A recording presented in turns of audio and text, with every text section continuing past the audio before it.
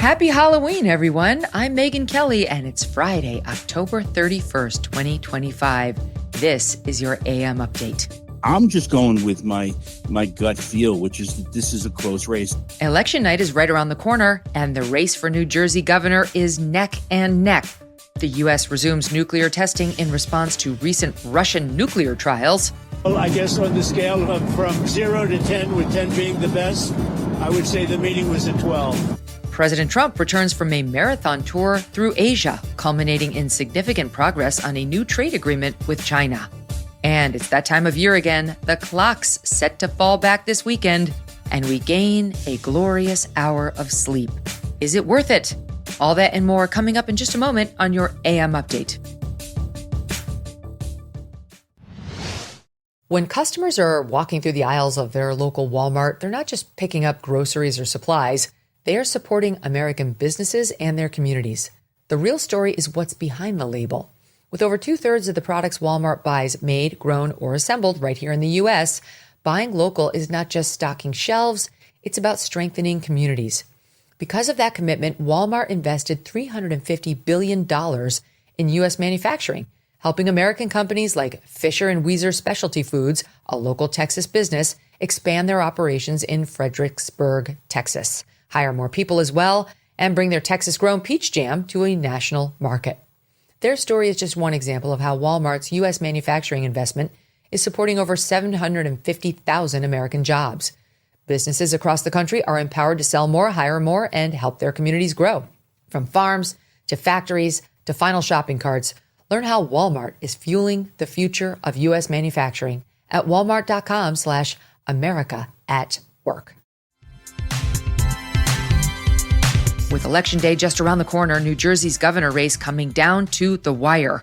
Republican candidate Jack Ciattarelli and Democrat candidate Mikie Sherrill in a statistical tie, according to the latest poll by Emerson College. Sherrill leading Ciattarelli by 1 point, 49 to 48% among likely voters. 3 more polls released on Thursday showing wider margins. Sherrill leading 46 to 42, according to Suffolk University. Fox News has Sherrill with 52, Ciattarelli with 45% among likely voters. Quinnipiac has Sherrill up by 8 points, 51 to 43, in a matchup deciding whether the Garden State stays blue or flips red. With early voting underway, we spoke to New Jersey Globe editor David Wildstein about the state of the race and the most recent polls. At this point, I'm not really paying that much attention to polling because these numbers are all over the place. And we're not getting a really good read or at least an adequate read about where they projected electorate will be. At this point, there's just so much data out there that I'm just going with my gut feel, which is that this is a close race. With early voting beginning on Saturday, Wildstein notes a shift in voting behavior. What we're seeing is Republicans becoming increasingly more comfortable with voting in advance of Election Day. Republicans are now returning vote by mail ballots at roughly the same pace as Democrats. I haven't seen that before. What we saw in 2024 is Republicans love in-person early voting, and those numbers are good, but now Democrats are catching up there. So the advantage still belongs to the Democrats because they are more accustomed to voting by mail. So 60+% of all the vote by mail ballots that have been sent out have been sent to Democrats. It's almost a 3-to-1 advantage. Republicans have a long way to go before they catch up here. The environment and energy policies taking center stage in New Jersey. Ciattarelli telling the Megyn Kelly Show on Thursday he would roll back the plastic bag ban. Thank God, try going to Bed Bath & Beyond and getting out to your car and then back from your car into your home with all that stuff and no bag. It's impossible. At least at the grocery store, they sell the bags that you can buy, but they don't sell them at the big home goods store. I speak from experience. Trigger. Also, he says he would block the horrible offshore wind projects that almost nobody likes or wants, characterizing his opponent as too liberal on environmental matters. So she's doubled down on the Green New Deal that the current governor's put in place that has two things that people can't stand. The first is the plastic bag ban. We're getting rid of that. And the second thing is wind farms off the Jersey Shore. We asked Wildstein how these issues play with voters. On the plastic bags, I've seen this in surveys over the last couple of years. This might be the most grassroots, rank and file, unpopular law of the last 8 years. And Ciattarelli gets it, and he says it. I don't know that voters are going to make a decision about who they want to be their governor based upon plastic bags. I think energy costs are hugely important. People's electricity bills have gone through the roof over the last few months. And they look at affordability issues and they look at taxes. And, this is going to make me sound really old, but this is my 14th New Jersey governor's race. And this is the 14th time candidates for governor have promised to cut property taxes. And the state has been disappointed in each of the last 13 times. It just never happens. The candidates also starkly divided on cultural issues. Mikie Sherrill reaffirming her support for LGBTQ curriculum in schools earlier this year on local station NJSN. I would push in LGBTQ education into our schools. Parents have a right to opt out of a lot of things, but this is not an area where they should be opting out, because this is an area of understanding the background of people throughout our nation. Ciattarelli leaning into parental rights and also protecting girls' sports from transgender insanity. Here's a sampling from yesterday's MK Show. This mother of two daughters voted yes twice to allow biological boys to participate in girls' sports. That's an 80-20 issue. And I just find this so hypocritical, because you and I both know the Democrats will always talk about their defense of women. Well, you're undermining Title IX by allowing biological boys to participate in girls' sports. But this is somebody that also supports one of Phil Murphy's policies, our current governor, where school districts keep secrets from parents, which I think is immoral, indecent, wrong, and dangerous. Sherrill's campaign working to tie Ciattarelli closely to President Trump, who lost to Kamala Harris by about 6 points in the Garden State. Surrogate Pete Buttigieg yesterday morning on the campaign trail for Sherrill. The problem is that Jack Ciattarelli knows that standing up for New Jersey would require standing up to Donald Trump, and he just doesn't have the backbone to do that. He would rather see those jobs destroyed. He'd rather see those workers get hurt and commuters get hurt than display 1 inch of independence from his dear leader. Here's Wildstein on how that messaging may resonate. Sherrill, is a middle-of-the-road Democrat. You have a lot of progressive Democrats in New Jersey, and I don't know if progressive Democrats are going to be incredibly motivated to vote for Sherrill. That's one of the things I'm going to be looking for on Election Day. But she thinks that opposing Trump is going to be in her best interest. I think that every poll, in whether it's a Democratic poll or Republican poll, is showing Trump upside down in New Jersey. The question is that the issue that people are going to vote on? Sherrill is betting that it is, and Ciattarelli thinks it won't. As far as Wildstein's predictions for Tuesday? During a part of my life that I'm glad is over, I had the privilege of attending Federal Witness Academy at the U.S. Attorney's Office. And the first thing they taught me is don't answer a question unless you can answer it honestly. I have no idea. I think this could go either way. I think it's a close race. In a dramatic shift in U.S. nuclear policy, President Trump announcing Wednesday that the U.S. will resume nuclear weapons testing for the first time since 1992, according to the Associated Press. Just for some perspective, that was the year some of us graduated from college, and the #1 song in the nation was I Will Always Love You by Whitney Houston. Mr. Trump, writing ominously on Truth Social, quote, "The U.S. has more nuclear weapons than any other country. This was accomplished during my first term in office. Because of the tremendous destructive power, I hated to do it, but had no choice. Because of other countries' testing programs, I have instructed the Department of War to start testing our nuclear weapons on an equal basis. That process will begin immediately."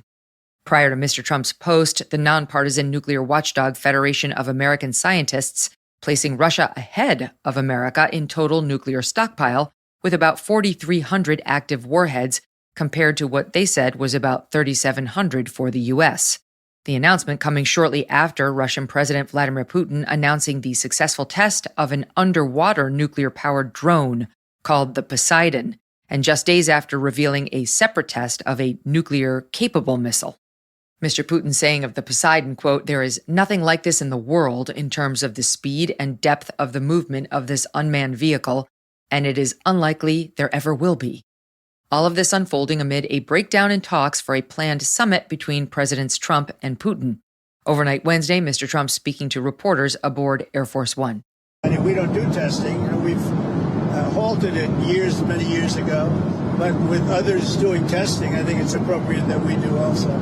I'd like to see a denuclearization because we have so many, and Russia has some. Russia's second and China's third. I think de-escalation would be, they would call it denuclearization, would be a tremendous thing. And it's something we are actually talking to Russia about that, and China would be added to that if we do something. Coming up, President Trump and Chinese President Xi Jinping meet face-to-face for the first time in years to discuss a number of critical trade issues. And are you ready to fall back?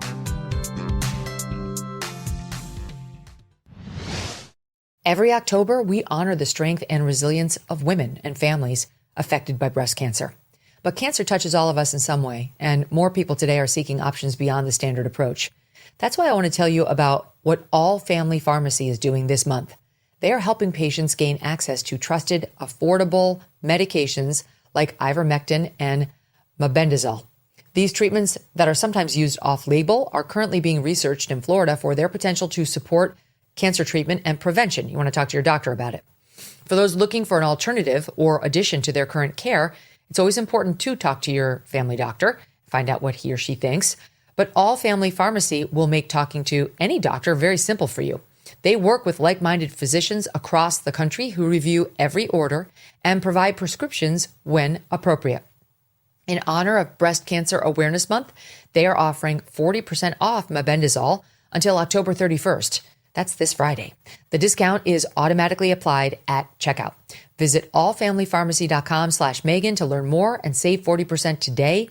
Again, that's allfamilypharmacy.com/Megyn. Overall, I guess on the scale of from 0 to 10, with 10 being the best, I would say the meeting was a 12. Okay, I think it was a 12. The whole relationship is very, very important, and I think it was really good. President Trump back in the U.S. after nearly 1 week in Asia on a multi-country diplomatic trip, culminating in a meeting in South Korea with Chinese President Xi Jinping. Over the last several months, U.S. and Chinese negotiators inching toward a deal as rising tensions between the two nations threatened to erupt in an all-out trade war. With crucial rare earth minerals, semiconductors, and billions in tariffs on the line, the talks carrying major economic stakes, not just for those at the table, but the rest of the world as well. Mr. Trump leaving the meeting without inking the deal, though on Air Force One noting it could be signed pretty soon. What can I say? It was an outstanding group of decisions, I think, that was made. A lot of decisions were made, too. There wasn't too much left out there. And we've come to conclusion on many very important points. We have a deal. Now, every year we'll renegotiate the deal, but I think the deal will go on for a long time, long beyond the year. We'll negotiate at the end of a year, but all of the rare earth has been settled, and that's for the world. I mean, worldwide. I guess you could really say this was a worldwide situation, not just a U.S. situation. So we continue to produce the rare earths and buy the rare earths and everything else, when you see from other countries. But China is, that whole situation, that roadblock is gone now. There's no roadblock at all. It's a 1-year deal that will, I think, be very routinely extended as time goes by. The flow of fentanyl and the chemical precursors used by cartels to make the deadly drug, often originating in China and then processed in Mexico before these materials are funneled into the U.S., a key sticking point between Washington and Beijing. U.S. officials previously accusing the Chinese of not doing enough to crack down on illegal precursor exports. On fentanyl, we agreed that he was going to work very hard to stop the flow. You know, it's a very complex subject because it's used for lots of different reasons, including anesthetics and things. But he's going to work very hard on it, precursors, and I think you're going to see some real action taken. I've agreed, as you know, I put a 20% tariff on China because of the fentanyl coming in, which is it's a big tariff. And based on his statements today, I reduced it by 10%. So I believe he's going to work very hard to stop the death that's coming in. But again, it's complex because of what fentanyl is, what the precursors do. Mr. Trump saying the overall tariff rate will be reduced from 57% to 47%, effective immediately. President Xi echoing the goodwill, saying at the start of the meeting, quote, "In the face of winds, waves, and challenges, you and I, at the helm of China-U.S. relations, should stay the right course and ensure the steady sailing forward of the giant ship of Chinese-U.S. relations." President Trump set to visit China along with the First Lady in April, with the Chinese president visiting the U.S. sometime after that. Goodbye, sunshine. This Sunday at 2 a.m., the clocks fall back 1 hour, thrusting the nation into early sunsets until March. Earlier this year, President Trump calling on Congress to lock the clock, making daylight savings time permanent, meaning we would eliminate the twice-a-year change of clocks and keep the time 1 hour ahead where we set it in the spring forward part of daylight savings. The change would require congressional approval. Over the years, a bipartisan group of legislators introducing and then reintroducing bills to put an end to daylight savings time, always, though, facing opposition. Earlier this week, U.S. Senator from Florida, Republican Rick Scott, calling to pass the latest bill, dubbed the Sunshine Protection Act, by unanimous consent. A bipartisan group of senators promoting the bill in the chamber, Senator Tommy Tuberville of Alabama, Rick Scott, and Democrat Senator from Rhode Island, Sheldon Whitehouse. Switching the clock back and forth is the exact opposite of making America healthy again movement. The American people are sick and tired of changing their clocks twice a year.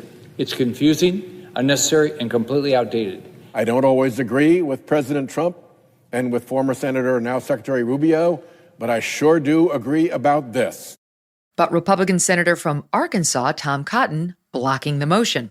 If permanent daylight savings time becomes the law of the land, it will again make winter a dark and dismal time for millions of Americans.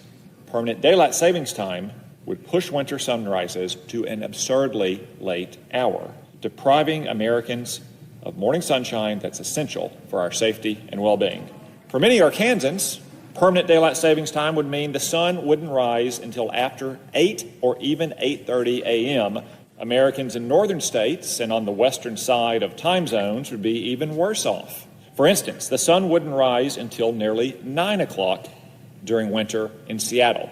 The darkness of permanent daylight savings time would be especially harmful for school children and working Americans. As much as I love the extra hour of sleep on this one day, I think I'd rather have the light in the evenings when we're fully awake and alert, since here in the Northeast, you lose morning sunshine really fast, pretty much as soon as December arrives, with or without daylight savings time. What do you think? Email me. It's Megyn@MegynKelly.com. And that'll do it for your AM update. I'm Megyn Kelly. Join me back here for the Megyn Kelly Show, live on SiriusXM Triumph Channel 111 at noon East, on youtube.com/Megyn Kelly, and on all podcast platforms.